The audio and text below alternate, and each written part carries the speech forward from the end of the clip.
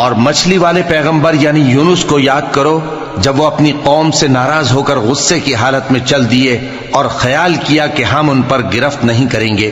مگر پھر اندھیروں میں اللہ کو پکارنے لگے کہ تیرے سوا کوئی معبود نہیں، تو پاک ہے اور بے شک میں قصوروار ہوں، تو ہم نے ان کی دعا قبول کر لی اور ان کو غم سے نجات بخشی،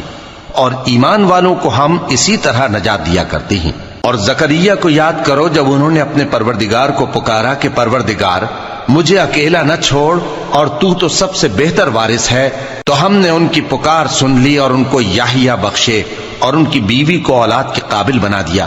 یہ لوگ لپک لپک کر نیکیاں کرتے اور ہمیں امید اور خوف سے پکارتے اور ہمارے آگے عاجزی کیا کرتے تھے۔ اور ان خاتون یعنی مریم کو بھی یاد کرو جنہوں نے اپنی عفت کو محفوظ رکھا، تو ہم نے ان میں اپنی روح پھونک دی اور ان کو اور ان کے بیٹے کو اہل عالم کے لیے نشانی بنا دیا۔